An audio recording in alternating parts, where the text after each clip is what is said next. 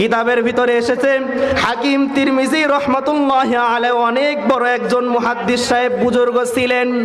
তিনি একজন হাকিম ছিলেন, চিকিৎসক ছিলেন। তিনি একদিন তার চেম্বারে বসে সে রোগী দেখতেছিলেন।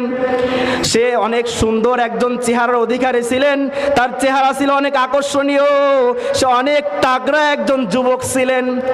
সে বসে যখন রোগী দেখতেছেন, রোগী দেখার সময় একজন সুন্দরী যুবতী মহিলা তার চেম্বারে চলে আসলেন।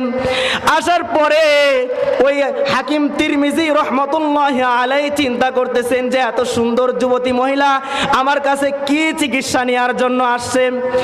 এই কথা ভাবার পরে তখন হাকিম তিরমিজি রহমাতুল্লাহি আলাইহি ওই সুন্দরী যুবতী মহিলাকে প্রশ্ন করলেন যে আপনার কি চাই, আপনি কি চিকিৎসার জন্য আমার কাছে আসছেন।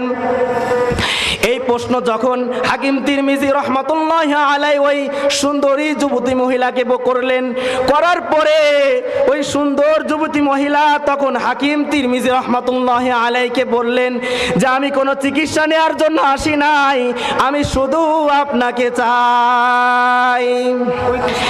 এই কথা বলার পরে হাকিম তিরমিজি রহমাতুল্লাহি আলাইহি ওই মহিলার কথা শুনে অবাক হয়ে বললেন যে মানে আমাকে চাই, মানে এর অর্থ কি?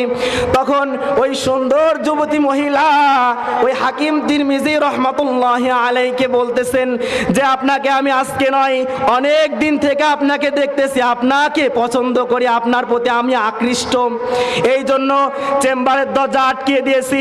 আমিও কিন্তু কম সুন্দর না, আপনিও কিন্তু কম সুন্দর না, চলেন আমরা শারীরিক সম্পর্কে যুক্ত হই।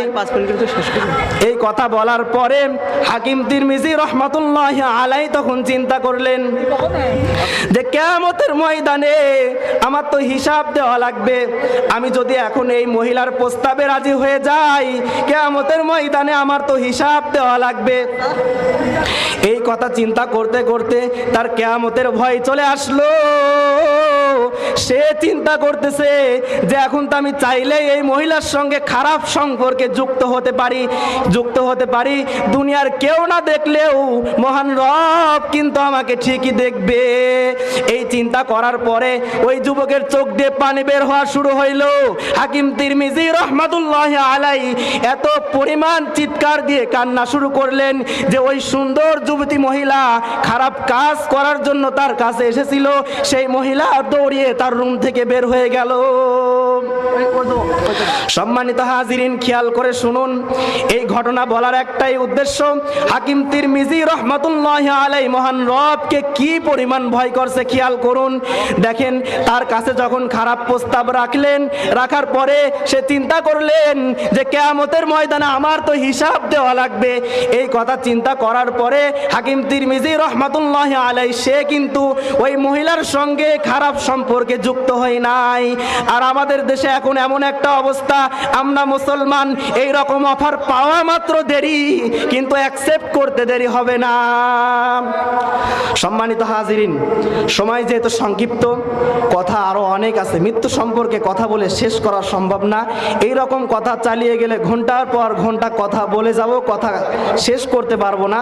এই জন্য যতটুকু সময় আমার নির্ধারণ করা ছিল আমি অতটুকুর ভিতরে আমার আলোচনা আমি আপনাদেরকে বোঝানোর চেষ্টা করেছি। এই জন্য সম্মানিত হাজিরিন, আমরা যারা কথাগুলো শুনলাম, বক্তা শ্রোতা সকলেই যেন এই কথার উপরে আমল করতে পারি, এই বলে আমি আমার সংক্ষিপ্ত কথা শেষ করছি। আমা তৌফিক ইল্লা বিল্লাহ। আসসালামু আলাইকুম ওয়া রাহমাতুল্লাহি ওয়া বারাকাতুহু।